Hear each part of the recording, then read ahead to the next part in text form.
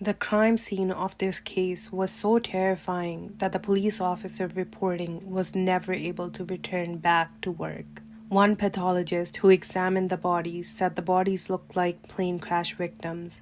The nature of this crime is graphic and viewer discretion is advised. Welcome to True Crime and More, and today's story is about the De Gruchy family that lived in Albion Park Rail in Australia. Wayne De Gruchy and Jennifer De Grucy had 3 children: Matthew, who was 18 years old, his brother Adrian, who was 15 years old, and their sister Sarah, 13 years old. On March 12, 1996, Jennifer was home with her 2 children, Adrian and Sarah, while Wayne was away for a business trip in Sydney, an hour-and-a-half drive away from their home. Matthew, the oldest child, stayed the night at his girlfriend's house and had just returned in the morning. When Matthew got home, he quickly grabbed his wallet and then left for a trip to the local store to get a pack of cigarettes. Shortly after, he came back home and noticed something odd. Usually in the morning, his mom would be making breakfast and his 2 younger siblings would be up. He got a strange feeling because it was too quiet for a morning at the De Gruchy house and went to check up on everybody. Soon after, panicked Matthew ran outside, screaming and crying for help. The next-door neighbor noticed Matthew in a panic state and ran to help him. The neighbor asked Matthew about what was going on, to which he responded there was something wrong with his mother and his sister.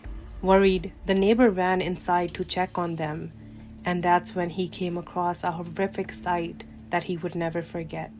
Inside the home, he saw bodies of family members that had been savagely attacked. The neighbor immediately called the police. The police arrived at the scene soon after the phone call was made. Like the neighbor, police were in shock when they saw the crime scene.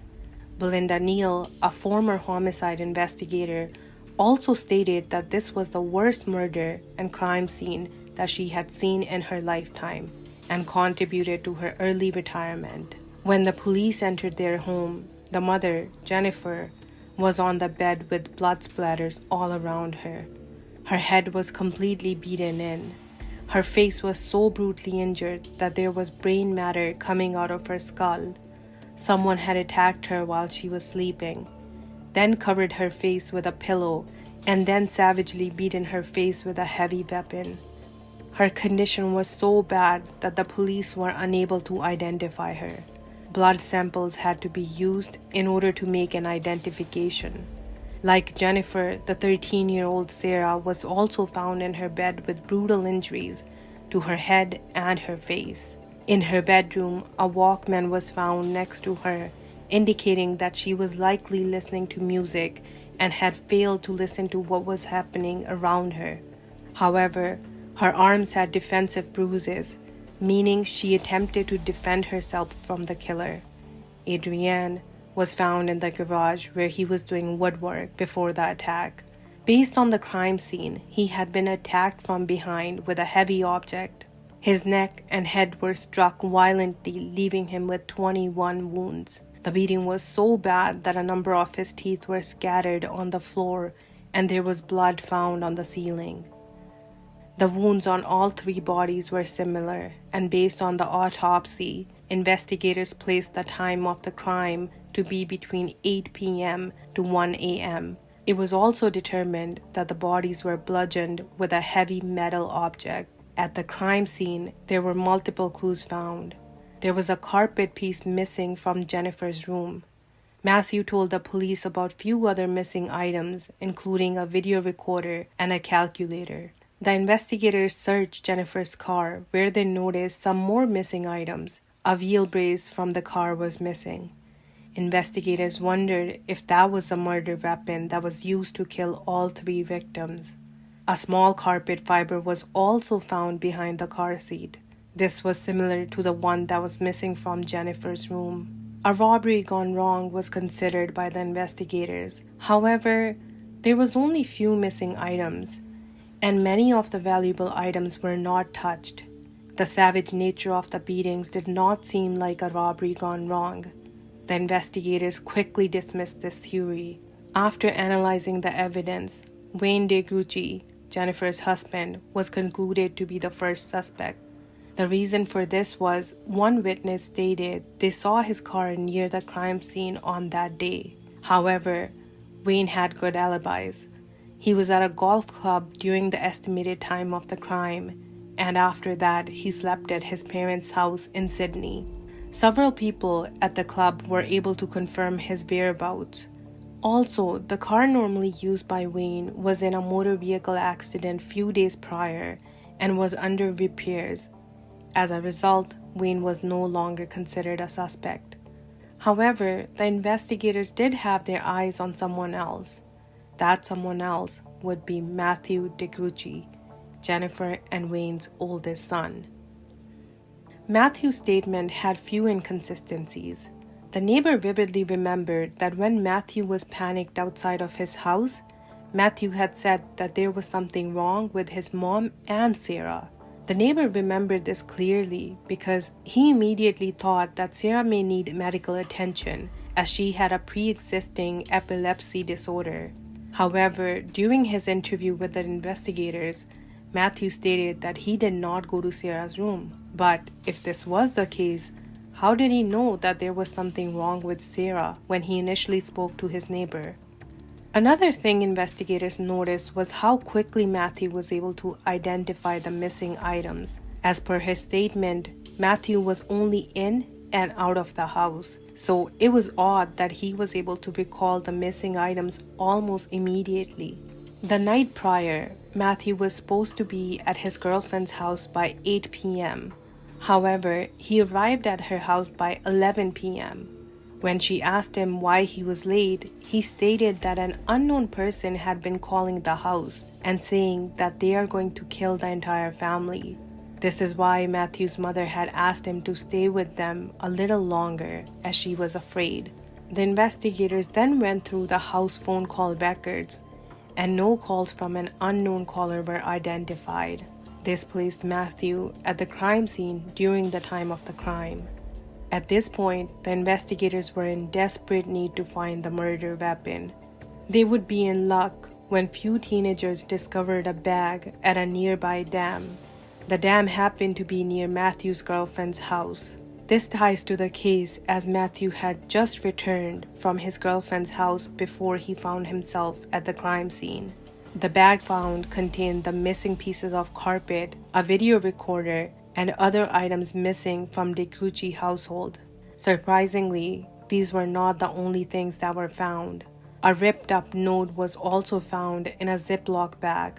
After the reconstruction of the note, it appeared to have instructions for a fake robbery, which included names saying Mom, Sarah, and Adrian.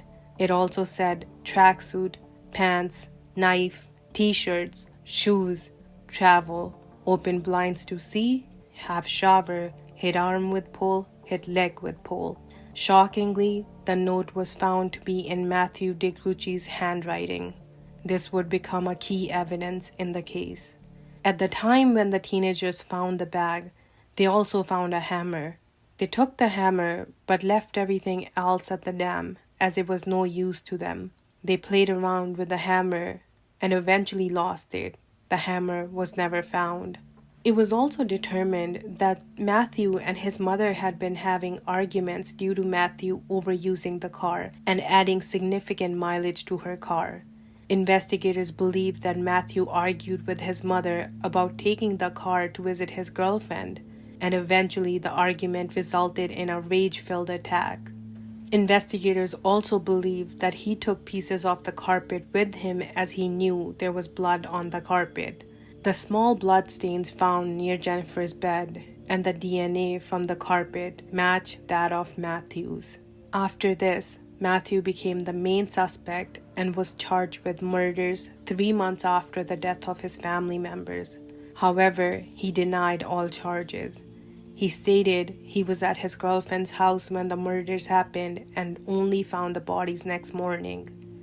Matthew pled not guilty, leaving the investigators to build a case on circumstantial evidence. This included his contradictions to his statements to the police, forensic evidence placing him at the scene, and most importantly, the note. 2 years after the murders, when Matthew was brought to trial, he did not admit to the crimes and was also supported by his father, his uncle, and his girlfriend. All of them provided character testimonies that he had a gentle nature and that the entire family shared a loving environment. They also testified that they did not notice any abnormal injuries or behavior from Matthew. On October 14, 1998, the jury had come to a conclusion. He was found guilty of 3 counts of murder. He was then sentenced to 28 years for each count to be served concurrently. He secured early parole in August 2019. His mother's side did not oppose his parole, and prison authorities cited his behavior as excellent. During his entire sentence, he only had 2 infringements of discipline. He also studied and obtained trade qualifications. However, the NSW government opposed parole due to the seriousness of the offenses. On the other hand, the parole authority found that he had done everything that was demanded of him by corrective services. He was released as of August 14, 2019, after serving 23 years of the 28-year sentence. While he is a free man now, he must attend psychological counseling sessions and not contact the victims' families other than his father. He is not allowed to be in the city where the murders were committed. It is reported that he's currently staying with his father. To this date, Matthew has never confessed to his crimes, and his father has stood by Matthew's side. Now, this is the end of the story, but what are your thoughts about this case? Do you think the sentence was fair? Do you think Matthew did it? Leave your opinion in the comments down below. I covered today's story as a subscriber, PM, had requested an Australian story to be covered. And surprisingly, this case has not been covered as much as I thought it would have been. PM, thank you for your request. While I do have other stories on the way, another subscriber has requested a video for Gruchy Deaths, aka House of Secrets. This is a true crime story, a very wild and fascinating one from India. What do you think? Would you want this story covered? If you have not heard about it, or if you would like me to cover it, let me know in the comments, please. I would love to cover this story because it's just so fascinating to me, but I am afraid that everyone kind of already knows about it. So let me know your thoughts in the comments below, please, and thank you. I hope you have a wonderful day.